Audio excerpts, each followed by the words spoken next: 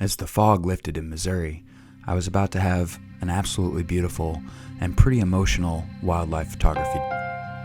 And the first thing I spotted after that deer was a skunk across the body of the water. And every time I see a skunk, I'm never able to get a picture of their face, but the backlighting was so beautiful. And then just down the road a little ways, I found a second skunk, and no water in my way this time, so I thought, I'm finally going to get close to a skunk and get a picture of its face. And I did. And I got closer and closer and closer yet. Danger, Will Robinson.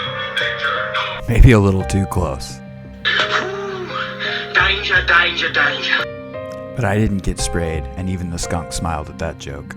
And I found a trio of egrets, the great egret, the snowy egret, and a pair of cattle egrets hunting the levee. And then the great blue heron, still on a mission, watching them hunt, and I got this one flying away with its large catch. And I caught up with a couple of shorebirds I missed this season, the American golden plover, absolutely beautiful bird, and one of my all-time favorites, the American avocet. And they were pretty far away, so I didn't get the great photographs of avocets that I got last year, but it was just a real pleasure to find them and see them. Avocets are just absolutely beautiful birds. So I snapped off a few photos just to get them into this video.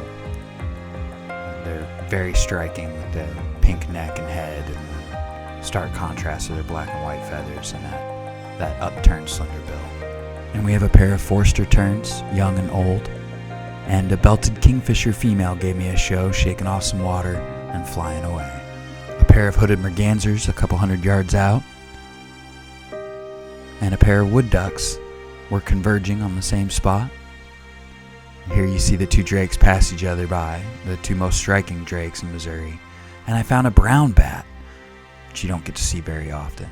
And the reptiles were out as the snake takes off across the water.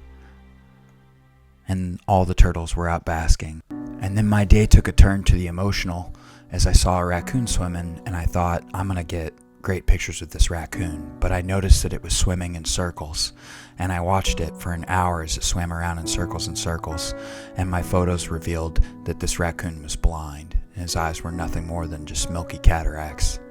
And I couldn't get to him. I knew how deep the water was because I've been in it before. I didn't have my floating hide. There was nothing I could do. I alerted a conservation agent just in case, but nothing I could do for this poor raccoon at all, as he just circled in darkness, never able to find the shore until finally, whether due to old age or sickness, he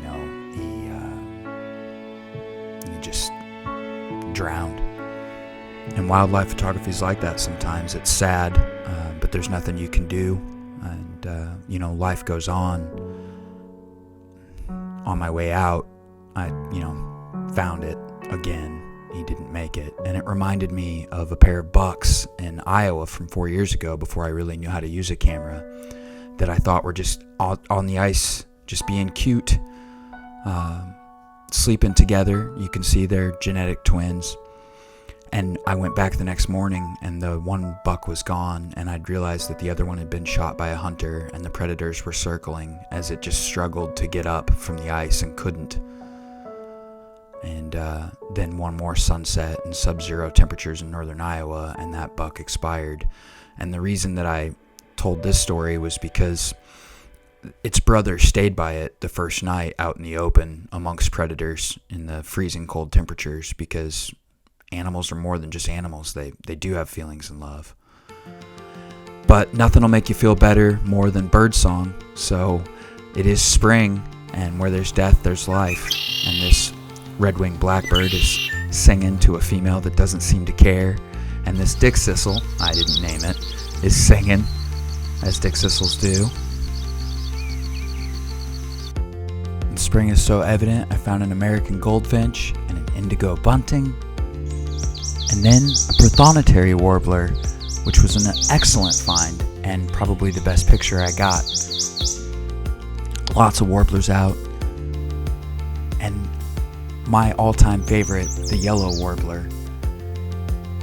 And not only did I find a female yellow warbler preening so close to me, but then I realized I was parked right in front of her nest. And this is where I spent the rest of my day as this mom yellow warbler continued to build her nest.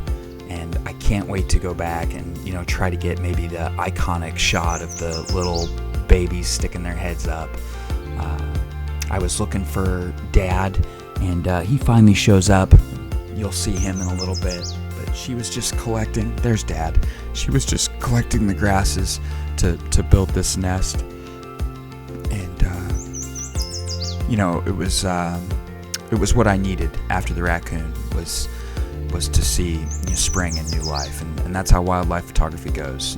You have days that are good, days that are bad, days that are sad, and days that are happy, and this was just both.